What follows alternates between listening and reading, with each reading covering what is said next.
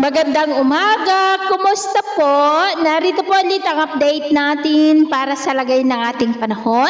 Ngayong umaga po ng August 12, 2025. Sa ngayon po, ang bagyo na ating binabantayan na bagyong Goryo ay nakahatak na po nitong habagat na siya po ngayong nakakaapekto sa kanluran po ng ating bansa.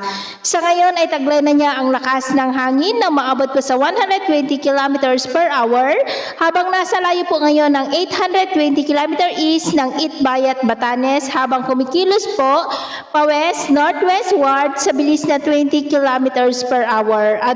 At bukas, posible po na mag-landfall na dyan sa may Taiwan. At bukas din ng gabi, posible po na makalabas na sa Philippine Area of Responsibility. Pero maghanda po ang ating mga kababayan, lalo na ang mga nasa Batanes, dahil nagbabanta na makaapekto ang bagyong Goryo simula mamayang gabi hanggang po sa Miyerkules at posibleng itaas ang Tropical Cyclone Wind Signal number 2 or Signal number 1, lalo na po sa lalong paglapit pa ng bagyo dyan sa may Taiwan. At sa ating long range forecast, maliban sa bagyo nating binabantayan ay wala naman pong bagyo pa na nakikita na tatawid po dito sa ating kalupaan for the next 2 weeks. At sa lagay ng ating panahon, ngayong madaling araw ay may mga isolated rain sa ilang bahagi ng Bataan, Bulacan, Metro Manila, Calabarzon, ilang bahagi po ng Mimaropa, Bicol Region, Panay Island, Negros, Cebu, Bohol, Leyte, ilang bahagi ng Samar Provinces, Surigao del Norte,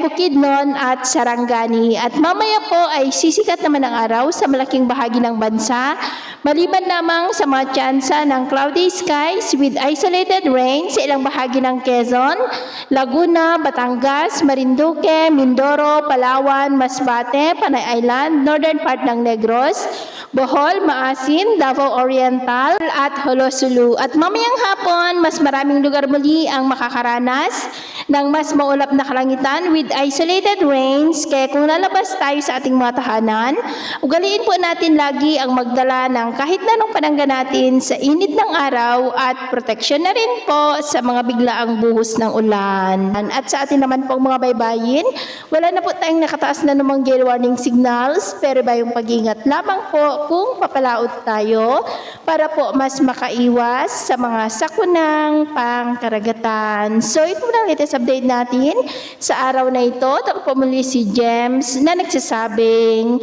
sa kahit na magsubok po na darating sa ating buhay, wag po tayong mawawalan ng pag-asa. Thank you and God bless!